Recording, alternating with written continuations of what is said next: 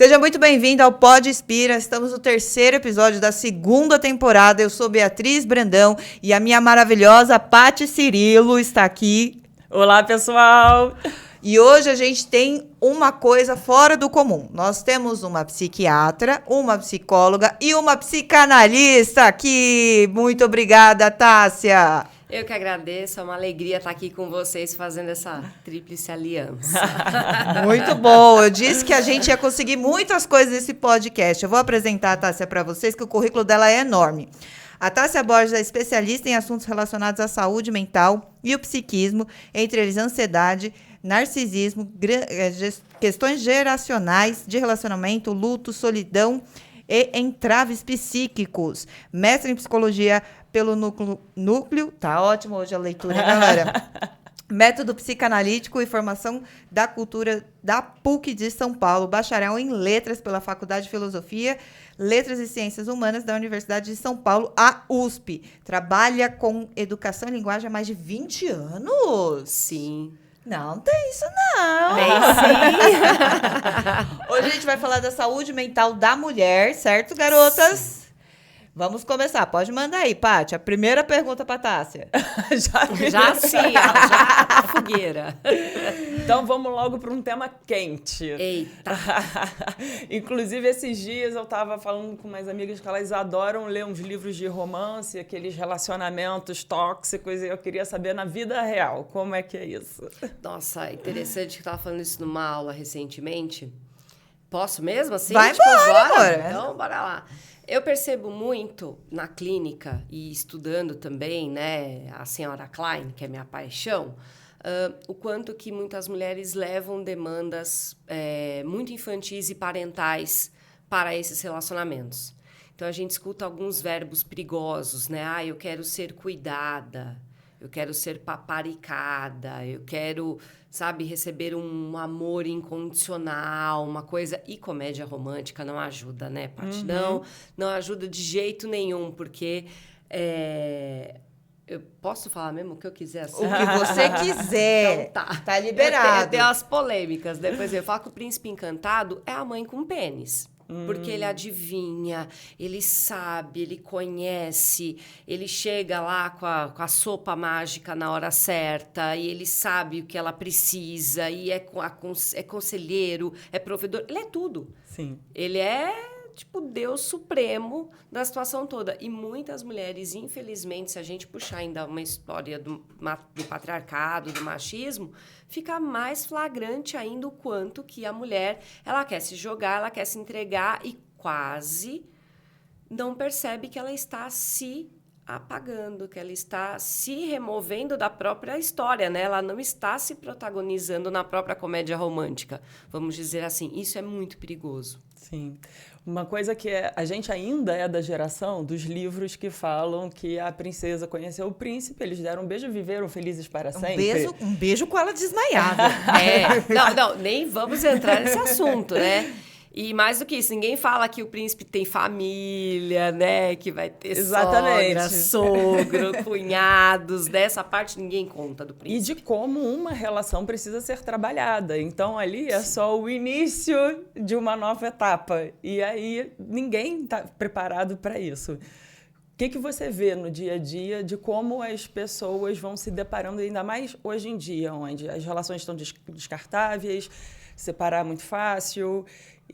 aonde que está também aquele equilíbrio de até onde você insiste para fazer uma relação dar certo ou até onde você já está exagerando na tentativa e já tem que botar um ponto final? Eu acho que você usou uma palavra legal, né? Insistir. Se tem que insistir, já não... E a gente vê muito isso, né, Paty? A gente vê as mulheres insistindo, porque aí também tem um fantasma, que é a solidão, que é uma especialidade minha de estudo. Eu defendi um mestrado sobre o assunto, que, às vezes, o medo de ficar sozinha começa a criar pensamentos um pouquinho paranoicos de, não, mas ruim com ele, pior sem ele, mas, eu vou largar dele, que eu já estou há X anos, eu vou ter que... Isso é um clássico, eu vou ter que começar tudo de novo, eu vou ter que conhecer outra família, vou ter que me apresentar, vou ter que voltar para a pista. e vem aquele pensamento de, depois vai ser tudo igual, vou cair nos mesmos problemas. Então, pra que eu vou passar por toda essa mudança, toda essa dor? Exatamente. Aí fica aquela coisa de uma zona de conforto, é uma nhaca conhecida, sabe? A merda conhecida. Já conheço, tá tudo aqui. Então, infelizmente, isso faz com que muitas mulheres acabem insistindo e não parando para pensar nessa manutenção. Manutenção é uma coisa, insistir é outra, né? Eu acho que, como você falou, todo relacionamento ele tem que ser construído. E o desgranhamento do final feliz dá a ideia de que, opa, tá aqui. O lugar tá ocupado, socialmente falando, eu já sou aceita. Claro que isso se chegar num casamento. Que ainda temos essa herança, a nossa geração ainda pega essa época de que tem que ter papel passado, tem que ter, né? E assim, na boa, tem muitos assim, pelo menos o pessoal 35 mais, muitos estão casados em casamentos falidos, mas estão mantendo porque é legal para a família, é legal no business, é legal na empresa. Nossa, fulano é casado há 20 anos, há sei lá quantos anos. Então, isso dá um status, né, de estabilidade, que a gente sabe que no corporativo isso é importante, mas muita gente está infeliz. E quando é essa diferença entre você estar trabalhando um relacionamento ou quando você passa e começa a insistir em algo que não tem mais jeito? Eu acredito que cá entre nós que é a noção de realidade. Porque quando você está insistindo, eu brinco que você está discutindo com o avatar da pessoa. Você não está vendo a pessoa como ela é. Você está batendo numa situação em que, assim, eu quero o avatar que eu criei na minha cabeça para minha história feliz, para minha comédia romântica interna. Né? Tem uma aluna que fala um termo ótimo, minha fanfic. Né? A fanfic. A fanfic. A pessoa criou a fanfic, então ela quer fazer caber. Então, a insistência está nisso, né, Paty? É fazer caber. Então, tem que ser desse jeito, tem que ser assim, tem que ser assado. Então, eu tô brigando com o avatar. Esse avatar não corresponde às minhas expectativas porque eu tô brigando com a minha expectativa. E muitas vezes a pessoa nem vê quem está por trás dessa enxurrada de expectativa. Então, uma das coisas que é diferente é essa, que é totalmente diferente da manutenção. A manutenção, você vê ali um investimento, é diferente de insistir. Não, aquela pessoa é daquele jeito, tem fatores que são negociáveis, tem outros que são inegociáveis, porque a perfeição não existe, 100% não existe, mas tem gente que ainda busca essa perfeição toda. Então, o investimento no relacionamento, essa coisa de regar a plantinha diariamente, tem muito a ver com concessão, com muita consciência, muito pé na realidade, sabe, Paty? A pessoa está muito consciente do que ela tem para dar, do que ela pode receber.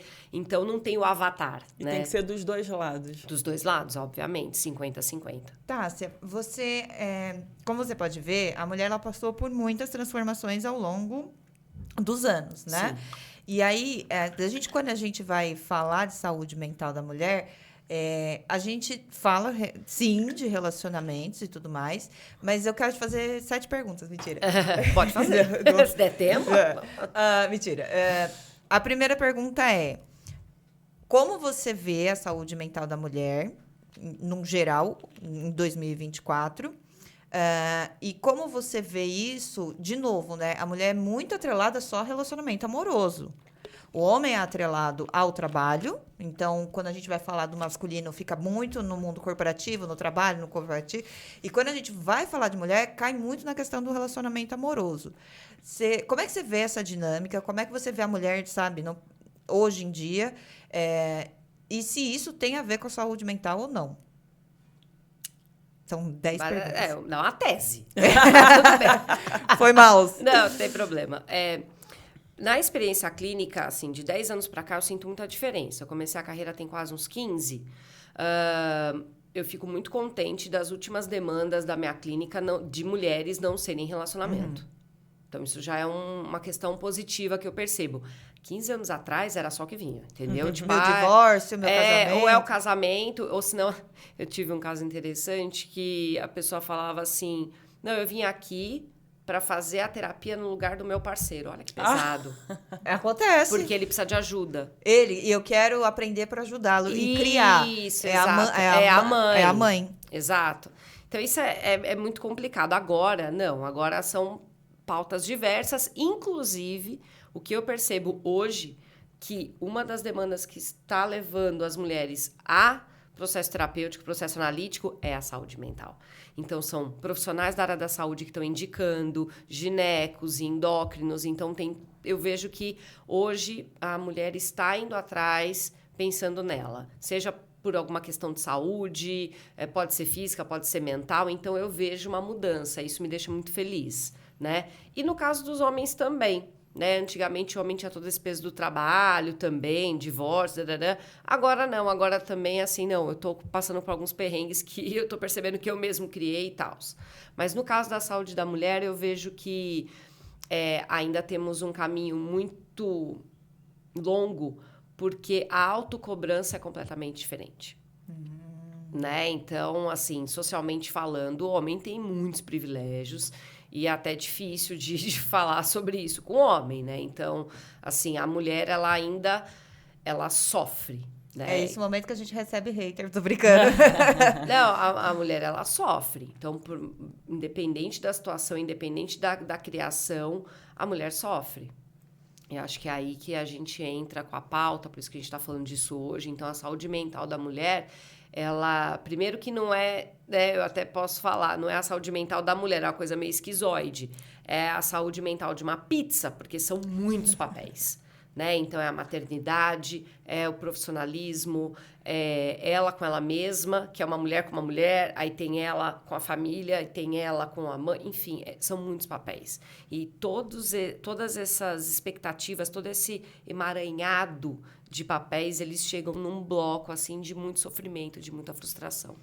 E o que acontece no dia a dia é que a mulher tem dificuldade de encaixar naquele calendário todas essas situações, porque são sei lá quantos filhos, e você quer ter contato, quer viver a vida também com seu filho, os laços, tem a família, tem os amigos, tem a sua individualidade, tem o casal, são muitos calendários. E a grande dificuldade é que não consegue encaixar isso tudo e fica um sentimento de culpa, que você não está fazendo nada certo. Como é que fica isso? Como é que lida? Eu acho que ainda tem muito peso dessa cultura, dessa parte da maternidade da casa ter que ser da mulher, e a mulher fica com aquele impacto da vida profissional também. E tem também uma influência por ser uma cultura do país, uma cultura latina. Você acha que isso faz diferença também? Faz. Porque hoje em dia porque nós temos culpas, né? Se a gente puder, a gente pode desmembrar em culpas, porque tem eu falo, tem a culpa pessoa física, a culpa pessoa jurídica.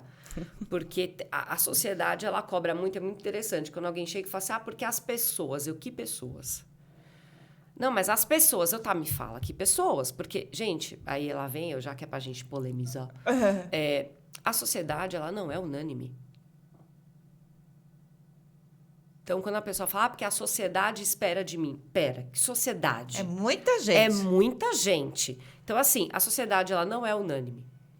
Então, isso já tem que ser quebrado para a pessoa entender que ela não vai agradar todo mundo. Uhum. Porque vai, né, tampa um pé para descobrir a cabeça e por aí vai. Não tem como.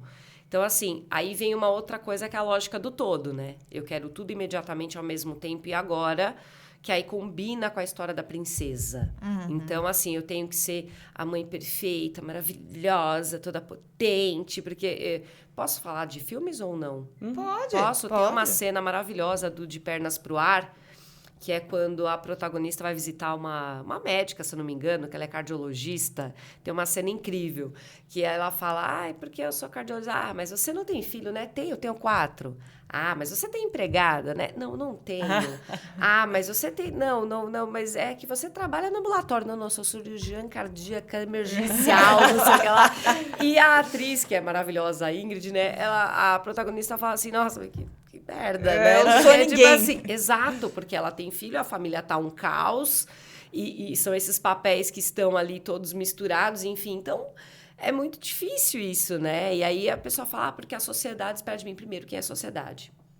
Né? Então, assim, não sou socióloga, não sou filósofa, mas a sociedade, ela não é unânime, entendeu? Então, tudo que a gente vai falar vai agradar uns, vai desagradar outros. Não dá para ser completo, não dá para ser unânime. Então, acho que essa é a primeira coisa que a gente precisa quebrar. As pessoas esperam de mim. Que pessoas? Então, uma grande questão é você querer agradar. Mesmo que você seja inconsciente, você está querendo agradar alguém.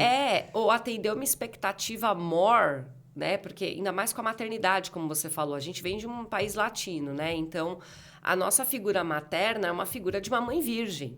Isso é importante dizer. É uma mãe virgem, eu sempre falo, São José era muito gente boa. Ele não mijava fora do vaso, não tinha aquela coisa. Ele era um cara, gente boa. Então, a CNTP da Sagrada Família é totalmente diferente da CNTP de uma família hoje. Exatamente. Então, as mães, elas se pressionam como se tivessem que ser Nossa Senhora, como se tivessem que dar conta de tudo. E daí que vem a culpa. E aí vem uma coisa que você falou do agradar, que é uma frase que a gente escuta muito, que é eu não sou boa o suficiente. Aí eu repito a pergunta, para quem?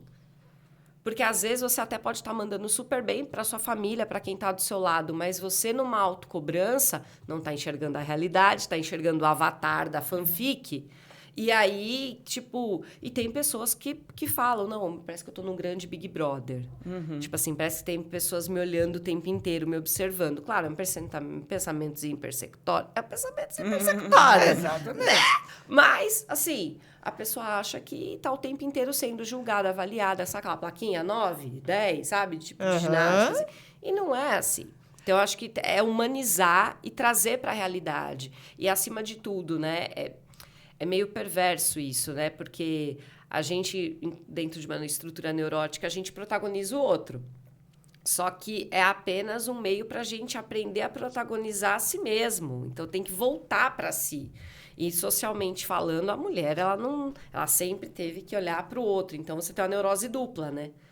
E aí, olhar para si é egoísmo. O que é neurose? Boa. Do que é neurose? Do que você está falando? E também já explica quem é essa moça que você disse que você gosta. Porque a gente espera que pessoas que não sejam da área também assistam e aprendam. Claro. Então, explica quem é essa Melanie. Essa Melanie. É a cantora? Klein. Não. Aliás, a minha fantasia, as Spice Girls, a Melanie B, a Melanie C, o nome é em homenagem a Melanie Klein, entendeu? A minha fantasia é essa. Aí, como eu tô na parte da psicanálise, né? Então, eu só tô nesse pezinho. A Melanie Klein, ela é uma psicanalista vienense. Ela foi considerada uma pioneira na psicanálise de crianças, também nas psicoses. Depois eu falo um pouco do que é psicose. Ela é uma pessoa excelente. Eu falo que ela seria muito nossa amiga hoje, sabe? Que ela começou a vida profissional aos 40, separada, mãe de 3. Né? Então, acho que, por ser mulher, né, eu trabalho muito em prol da teoria dela, para que não se perca. Embora tenhamos autores que falem bastante dela, mas eu gosto muito dela porque ela tem uma teoria, eu chamo de teoria das emoções. Então, ela fala, tipo novela mexicana, amor, ódio, reparação, sabe? Inveja e gratidão. Então, ela traz uma humanidade para a psicanálise que eu acho muito boa para trabalhar, agora falando como profissional, e também para poder conversar com pessoas que não são da área. Porque quando você fala de amor, todo mundo sabe o que é amor.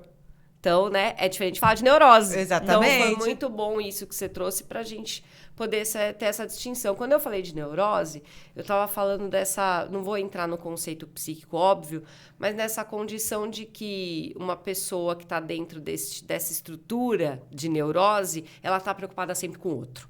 Então, automaticamente, a primazia está no outro. Isso é anormal? Não. Isso é considerado algo dentro do apropriado para a gente se fazer psiquicamente. A questão é a medida. A gente precisa voltar para a gente, né? E a mulher, infelizmente, ela tem muito mais dificuldade, né? Ela não aprendeu a pensar em si, porque aí se ela pensa nela mesma, ela é egoísta, ela é isso, ela é aquilo. Enquanto que, voltando à história, né, o homem, ele pode pensar nele mesmo o tempo inteiro e tá tudo certo. E você falou de agenda, quantos casos a gente vê de que, assim... Não tem essa de, eu vou marcar ou desmarcar alguma coisa porque eu vou ver com a família. Não, o homem tá nem aí. Então, falta hora no dia e dia na semana para dar conta de tudo, né? Exatamente, né? E a mulher, não, ela não tem essa autorização social, não tem essa autorização familiar, porque ela ocupa esse lugar de uma santa. Então, ela tem que estar nesse lugar de suprir a tudo e a todos. Então, é o processo de análise, um processo terapêutico que tem que trabalhar muito nesse sentido dela ser autorizada, ela entrar em contato com os próprios desejos. Isso é outra coisa que a gente vê que falta muito. E juntando com tudo isso, com todo esse pacote, essa questão de se autorizar, tem também uma questão de falta de autoconhecimento, de não saber o que quer? Sem dúvida, porque na fantasia do príncipe, eu não tenho subjetividade. É o outro que vai dar pra mim, é o outro que vai me dar o que comer, é o outro que vai me dar... Tem aquela cena dos 50 tons também, que o cara fala, come. Tipo, gente, parece... Que isso? E eu lembro que quando estourou o filme, gente, a clínica bombou. Foi uma coisa assim... Por quê? Porque a mulherada ficou ensandecida, porque acharam aquilo maravilhoso, acharam aquilo... O Crepúsculo também, não foi? Também, porque inclusive um é fanfic da outra, É. né? Então assim, nossa, que maravilhoso. Tipo, ai, que legal, você gosta de vampiro, bem. Não, ele é uma pessoa perigosa. Ai, que Ai, que legal! Mas isso é perigoso. Sabe o que isso nos diz? Pegando a primeira pergunta dela. O quanto que a gente vive relacionamento tóxico e normalizou. E acha que tá tudo E bem. acha que tá tudo bem. E pior ainda, né? Pegando um discurso de classe, o cara tem grana, então tá tudo bem, entendeu? É. Agora, você falou dessa coisa do tóxico, e eu pensei assim, acho que o conceito de tóxico talvez não esteja claro. Porque acho que a pessoa vai pensar no tóxico, de repente, aquela mulher que é espancada, alguma coisa assim muito exagerada. Então, no dia a dia, como é que esse tóxico aparece? Pensando na própria palavra do tóxico, né? Porque não é um veneno, não é uma bala de canhão que vai matar a pessoa na hora. Não, né? São pequenas doses. Então, é um dia, depois outro. Então, começa com uma coisa de, vai não, fica aqui comigo. Uma coisa tão besta, né? Uma coisa tão inocente, tipo assim. Mas você vai assim? Não, o você vai assim até ainda é mais, eu acho ainda escancarado hoje em dia. Você acha? Você vai assim tá escancarado. Porque aí tem um você vai assim no sentido de prejudicar a autoimagem da mulher. Porque tem um você vai assim do ciumento, que esse ainda é mais escancarado, você sabe com quem tá lidando. A pessoa é ciumenta, ok. A gente vai pensar isso na história do inseguro, no manual do inseguro. Agora, tem aquele que ainda argumenta para minar a autoestima da mulher. Então, assim, não é você vai assim, tipo, nossa, mas e aquela outra roupa? Sabe, vai botando dúvida. Eu acho que se tem uma coisa que tóxico faz bem é plantar dúvida na cabeça da outra pessoa. Eu tive uma paciente que ela estava voltando, ela teve filho e ela estava voltando para o mercado de trabalho. E aí o marido ficava, mas olha, será que você aguenta? Olha, se você precisar, eu te ajudo, mas você vai dar conta? Sabe, de plantar a dúvida, mas falando, olha, eu estou aqui... Porque o medo era que ela se divorciasse. Porque como ela passou um período em casa, ele sendo provedor, rolou tudo aquilo que a gente sabe que rola, Sim. né? E aí ela estava voltando para o mercado de trabalho, e aí é o quê? Alforria, né, gente? Agora eu também estou contribuindo, não posso levar tanto na minha cabeça. E a pergunta era assim, mas olha, você vai ficar muito cansada. Você quer ajuda? Você vai dar conta? Não é agressivo. Não. Parece até um cuidado. Exato. Parece um assim, olha, eu vou te salvar dessa coisa ruim. E foi muito difícil ela perceber que eram perguntas para desestabilizar. Porque às vezes a Paty tá certa. O tóxico, às vezes, a gente acha que é um tapa na cara. Então, isso é o veneno, mas não de uma vez. São pequenas doses. E muitas vezes, quando a mulher vai acordar, ela tá numa teia. Ela tá numa teia. E o pior que desse processo, porque tem, né, entre tóxicos e tóxicos, temos muitos tipos de toxicidades, não é mesmo? Mas, assim, na grande maioria, quando você vê um relacionamento tóxico, são pessoas socialmente aceitas, são pessoas socialmente admiráveis, né, aquela coisa toda. E nesses comentários de proteção, perfeito, porque aí volta para a história de querer que o príncipe seja a mãe. Porque quem precisa de proteção? Criança. E quem protege? O adulto. A mulher não é uma criança. E você pode dar mais exemplos? Porque acho que quem está assistindo, Sim. de repente, está passando pela situação, mas não está conseguindo identificar o que é. E, de repente, ouvindo, vai falar assim, nossa, mas eu passo por isso, não sabia que isso não era adequado. Sim, acho que um clássico, que a gente sabe que é um clássico, mas ele não é tão falado, é exatamente a dúvida. Por isso que eu falei, o sinônimo de tóxico é dúvida. Então, por exemplo, eu falo assim, olha, essa garrafa tá aqui. Aí, no outro dia, a garrafa foi para cá. E aí, a pessoa fala, não, você tá louca. Você tá viajando, não é isso. Então, sempre na tentativa de distorcer a visão da mulher. E eu acho que as mulheres que sofrem muito, né, dentro de um relacionamento tóxico, a grande questão é exatamente precisar da confirmação de que ela não está louca. Então, ela vai lá e pergunta pro parceiro, olha, aquela garrafa tava lá? Não, você tá viajando. Ou senão a pessoa fala, não, foi isso, mas você tá vendo de outro ponto, sabe? Sempre em desdizer, em não deixar claro. E isso aumenta o ponto de ansiedade. Para a nossa querida Melanie Klein, né? A ansiedade tem a ver com desconhecido, com desvelado. Então, se não tá sendo, né? Se não tá sendo dito, perdão, com velado, se não tá sendo dito, então precisa dizer logo, fala logo, sabe? Que aí é isso, me dá a carta de alforria logo. Fala logo que você não gosta de mim, fala logo que você me odeia. Mas não, porque é esse morde e assopra, é a dúvida. Então, assim, nossa, eu faço um elogio aqui, nossa, tá muito bonita aqui, que nem você falou, né? Só que aí no outro dia, não, mas podia melhorar isso aqui. Nossa, faz não sei o que lá. Então, é sempre uma coisa que deixa a pessoa confusa, deixa ela muito na dúvida. Eu vi um documentário do Bob, não sei se vocês já viram. Não. Nossa, é incrível. Eu já atendi um caso muito parecido, que é um relacionamento online de 9 anos com uma pessoa pela internet e torna-se um relacionamento tóxico. Então, a ponto da mulher ter que ficar, acho que é querido Bob, uma farsa, uma coisa assim. E o cara tinha que deixar ela com o celular ligado, ela dormindo lá, e ela ia pro banheiro. Onde você vai? Nossa. Ela tinha que pedir autorização no celular. Estou indo pro banheiro, tudo bem? E o cara autorizava. Então, são nessas pequenas coisas, principalmente essa coisa da proteção, né? Essa coisa da afirmação, da aprovação. Porque como a mulher já vem num contexto histórico de muita insegurança, ela quer uma confirmação do parceiro, uma aprovação, tipo... Aí é a hora que o parceiro vai lá e planta a semente da dúvida. Então, como você trouxe do caso.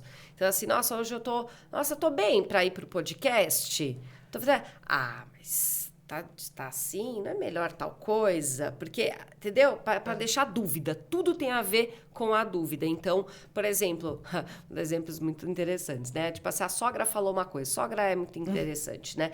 Ela vai lá e fala alguma coisa. Nossa, o doce da fulana ficou ruim. Exemplo.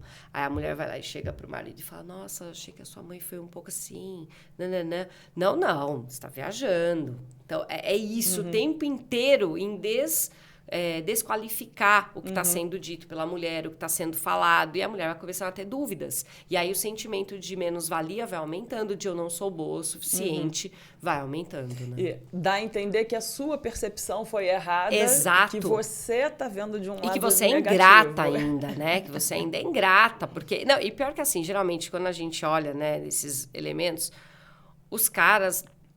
estão ali numa situação que nem estão numa situação de favorecimento, né? É que é psicologicamente uma situação invertida, né? E a situação mais clássica é essa, talvez, do homem nessa posição de provedor. Mas existem outras situações, até o contrário, de um relacionamento tóxico com o parceiro se vitimizando, se colocando, né, como... Dele se tornar um filho da mulher? Ou não? Acaba, eu acho que sendo essa relação de como também ele pode da ser mulher... tóxico não estando numa situação de privilégio, de Exatamente. superioridade. De ele sendo filho. Pode ser manipulador, pode ser... pensar aqui.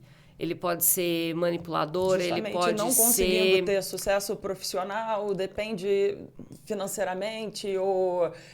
até questões, talvez, psicológicas ou psiquiátricas, de ter ali características de depressão e aí tem uma doença. Pode ser, sim. A doença é um clássico também, né? Mas ainda, a coisa é tão folgada, Paty, que eu já vi casos que, assim, o cara é bancado pela mulher, a mulher banca a casa, banca filho, banca tudo, e o cara ainda tem um monte de amante, pô. Isso. Entendeu? Então, você percebe que a questão, eu sinto pelo menos, o jogo de poder é maior E aí o poder pode ser pelo financeiro, pode ser pelo amor dos filhos, pode ser pela doença, pode ser pela vitimização, pode ser por N coisas, porque aí entra na história do avatar, né? No caso dessa mulher que, por exemplo, está com uma situação, por isso que eu falei, né? Às vezes o cara não está numa situação de favorecimento. Às vezes ela é provedora, ela é isso, ela é aquilo, ela faz, ela é a dona da porra toda.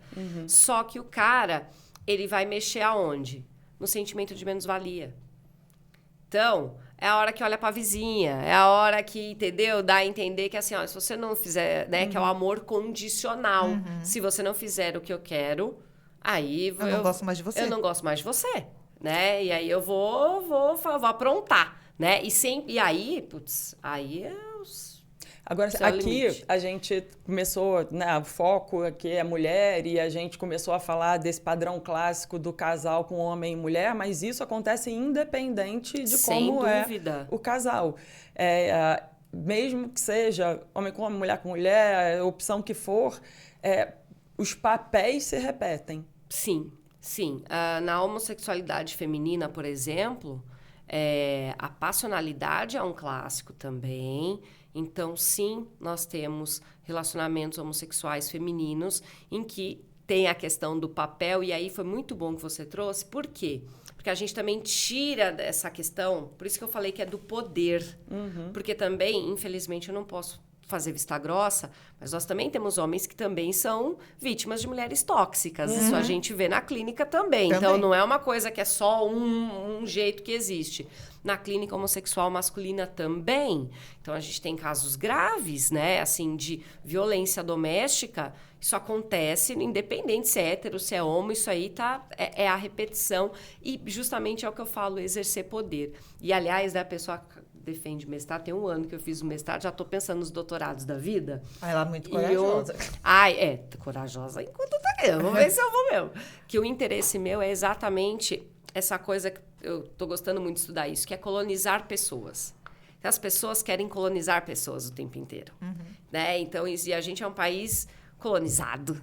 Então, acho que faz tanto sentido, né? Você tem mulheres que querem colonizar outras mulheres e aí você repete esse padrão. Então, você tem o patriarcado pelo registro machista e você tem também uma questão cultural, histórica, colonial. Então, isso me deixa muito encantada, né? E aí eu gosto de pensar que as coisas giram muito em torno de poder.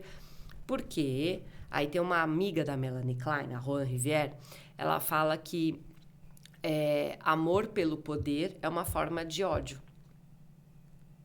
Né? Então, aquela pessoa que quer ser chefe, que quer mandar em todo mundo, ela odeia todo mundo, ela quer exercer poder. Isso não é amor.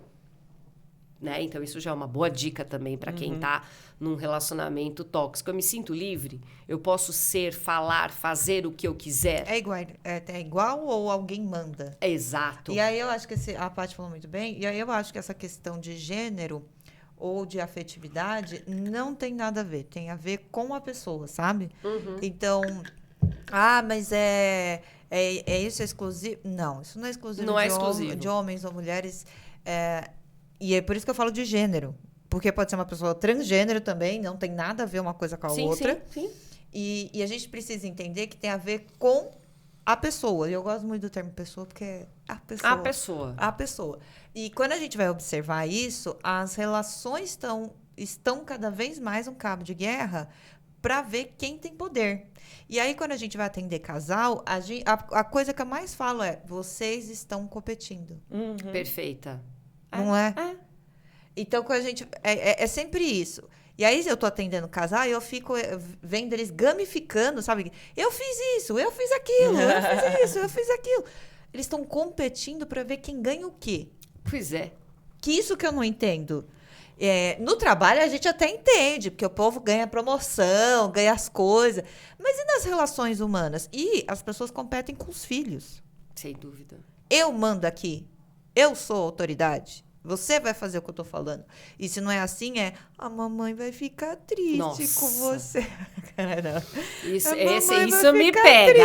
Olha, a sonsice, pra mim, é pior. Porque Melhor um inimigo declarado do que um amigo com a faquinha. E aí, quando você fala de poder, eu vou indo para esse lado de que a gente está o tempo inteiro competindo. Sim. Com o quê? Eu não sei se com o quê, mas eu acho que o interessante é o para quê. Então, quando eu quero exercer poder sobre uma pessoa, eu entendo que eu só vou ser amado por essa pessoa quando essa pessoa tiver poder sobre mim. Ela tiver... Perdão, quando eu tiver poder sobre ela, vai significar que ela me ama acima de qualquer coisa. Volta pro amor incondicional. Explica mais isso. Então, vamos lá. Se o meu avatar faz tudo o que eu quero, na hora que eu quero, do jeito que eu quero, eu me sinto amado. Então, quando eu exerço o poder pelo outro, quando eu controlo o outro faz tudo o que eu quero, aí é amor. eu me sinto amado, exatamente. Que aí é amor pelo poder. Então, assim, eu quero exercer poder sobre o outro e o outro vai fazer o que eu quero. Então, se o outro faz o que eu quero, o outro me ama. Então, quando o outro obedece, é uma prova de amor. Pois é. Inclusive as crianças. Exato! E aí volta para esse repertório infantil todo que a gente carrega o tempo inteiro. Agora, isso é um modelo de relação e de comunicação que a gente vai tendo desde criança e propaga aquilo a vida inteira, sem nem perceber? Sim.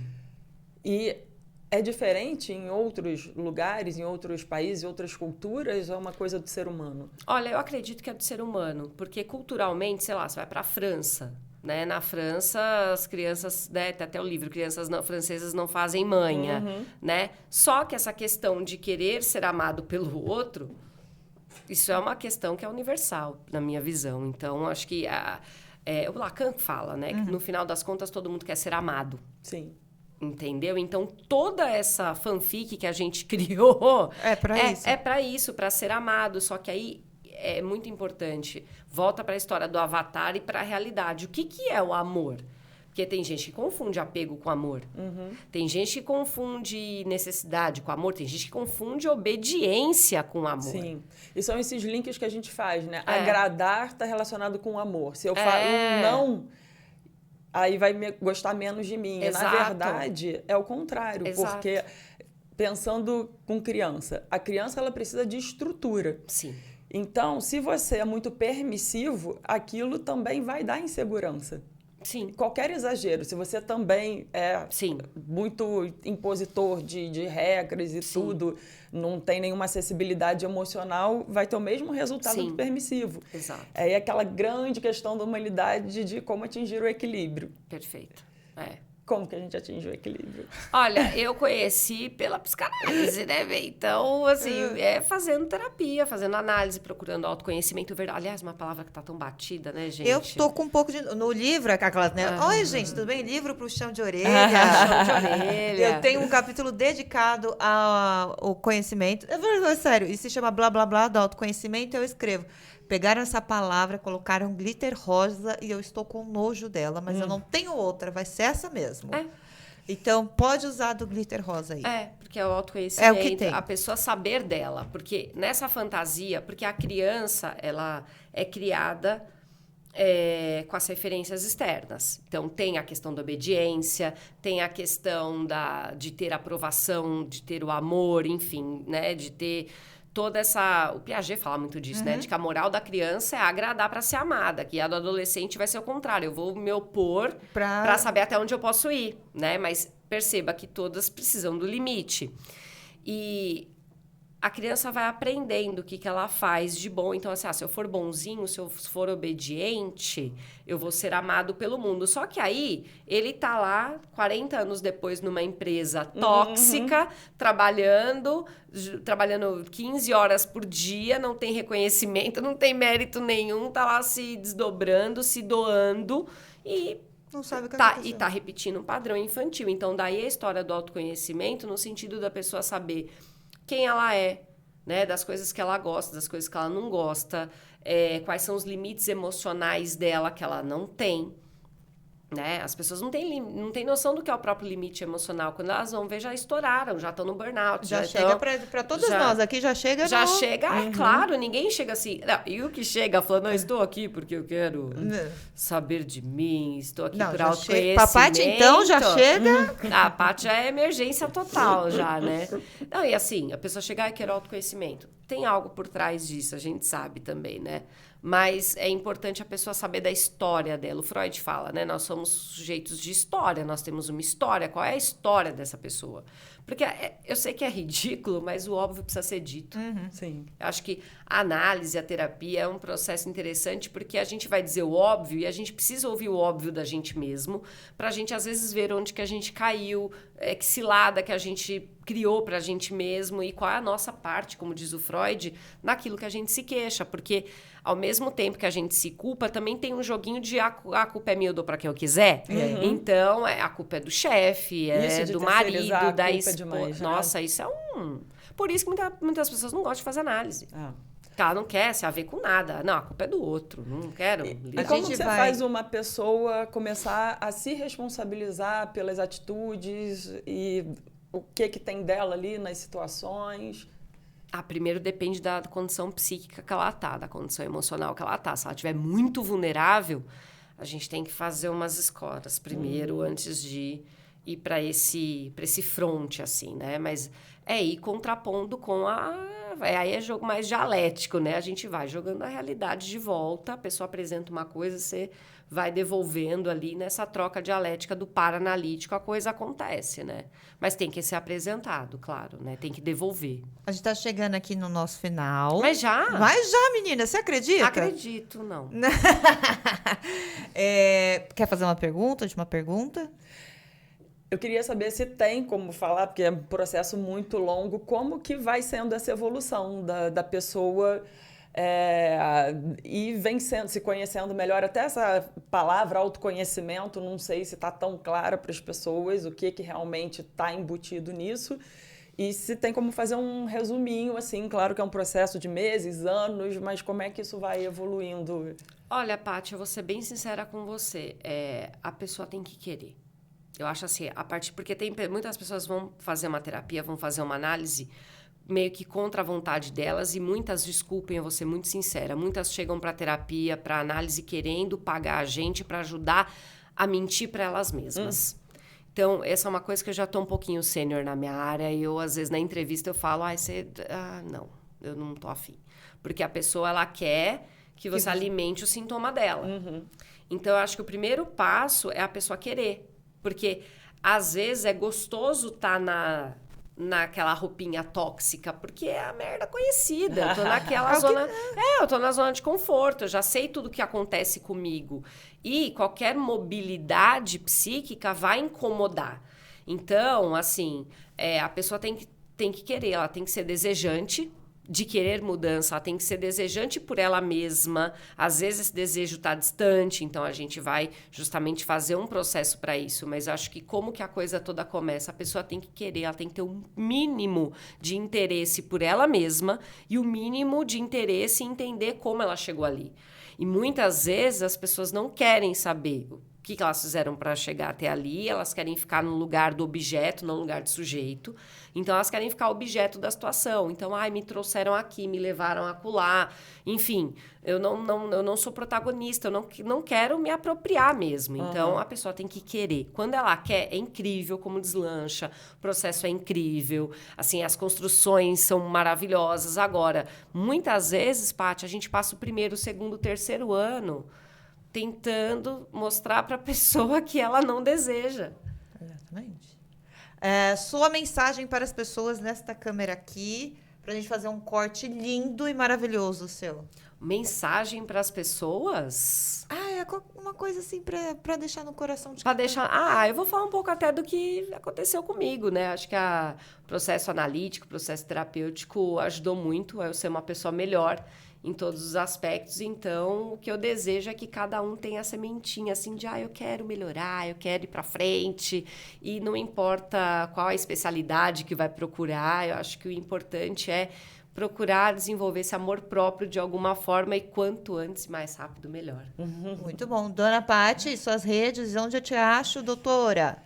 Tem meu site, se jogar Patrícia Cirilo, psiquiatra, ou Patrícia Cirilo acha meu site. No Instagram, DRA Patrícia Cirilo, Cirilo com C e 2 L's. Muito bem, e eu sou a Bia do Puxão de Orelha. Hoje a gente falou com a incrível Tássia. A gente te acha onde? Tássia M. Borges Psicanalista é o meu Instagram. E pelo Instituto Kleiniano de Psicanálise, que é um projeto que a gente inaugurou recentemente. Então, também pelas redes do Instituto também me encontra. Muito bom. Tássia também é professora. Sim, Por isso que ela aprende tanto. Quando a gente ensina, a gente aprende mais. sem dúvida. Né? Paty também é professora. Ai, que legal. A gente vai fofocar agora. Ficamos com esse episódio maravilhoso. Comenta aqui qual que é a parte que eu mando pra Tássia. A gente replica aqui a resposta. Então é isso, gente. Até o próximo. Beijo! Beijo, tchau, tchau.